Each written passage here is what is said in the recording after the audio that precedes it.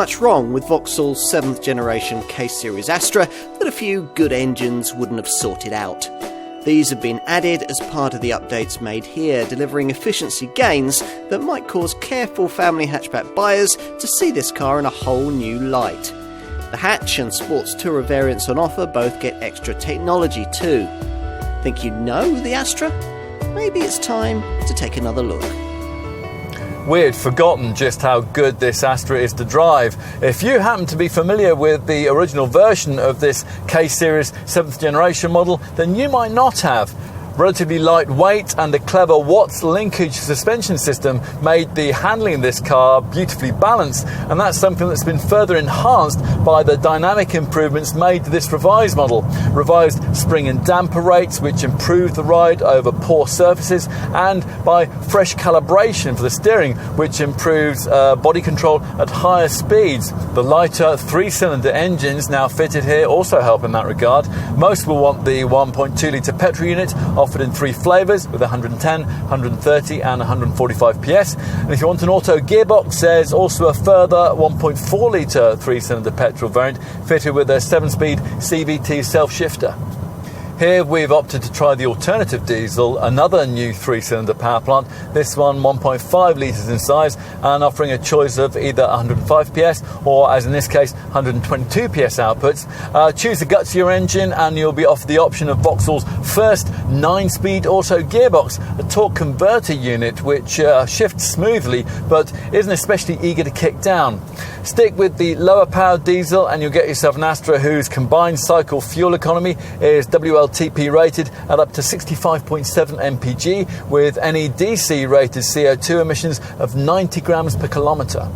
Plus, that 105 PS diesel variant features RDE2 compliance with the latest emissions regulations, which means that users will avoid the usual 4% benefit-in-kind diesel engine tax surcharge. Those class-leading figures have led Vauxhall to calculate that over a 4-year, 80,000-mile ownership period, a base diesel Astra would save you around £1,800 in running costs compared to an equivalent diesel Ford Focus.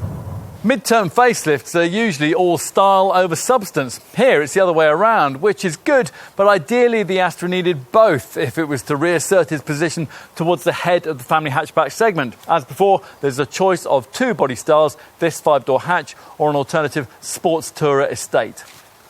You'd need to be a salesperson or a fanatically loyal Astra owner to notice the visual changes made, and they're only really evident at the front.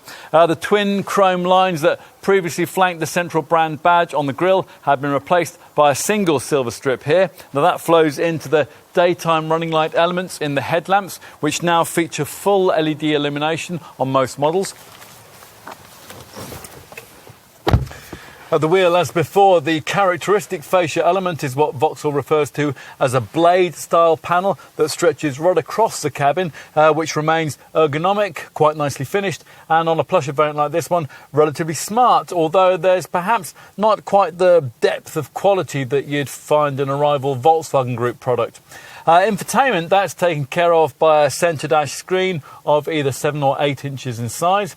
Go for the Multimedia Navi Pro package, which gets you this bigger monitor, and you'll also get a further 8-inch screen to replace the 2 conventional analogue dials, which you'd otherwise view through this 3-spoke steering wheel here. This instrument monitor can't show full mapping, but it is highly configurable with all kinds of useful data. Finding a comfortable driving position is pretty straightforward, and on the base models, we'd certainly recommend that you pay the small amount extra that Vauxhall asks for the superbly supportive 16-way adjustable driver's ergonomic active seat. That's certified by the German AGR organisation, who campaign for seat design better suited to healthier backs.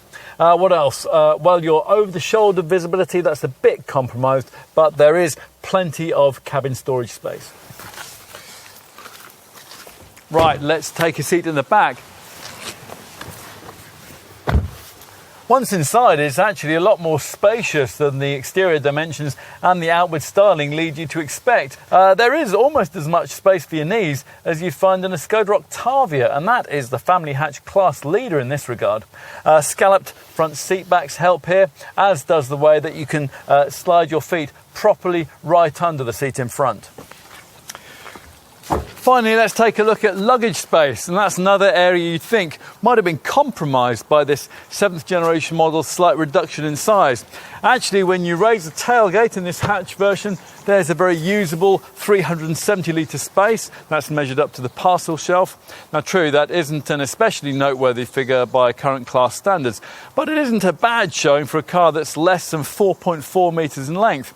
Now, earlier we did mention the Sports Tourer version's longer wheelbase. Well, as you'd expect, that does facilitate a much greater level of capacity, 540 litres. So, to the bottom line, which is quite simply that it's time for the market to re-evaluate the Vauxhall Astra. You might have ignored the previous version of this 7th generation model because a Focus felt better to drive, a Golf felt better built, or any one of a whole series of potential rivals offered better value. But forget that now. To a great extent, it's reasoning that no longer applies. Best of all, this Astra remains, for the time being anyway, mainly British, with hatch and estate models built at Ellesmere Port near Liverpool to a quality at least as high as anything that the Japanese brands can manage. That reason alone might well be enough to give this car a place on your family hatchback shortlist. Fortunately for Vauxhall, there are also many others.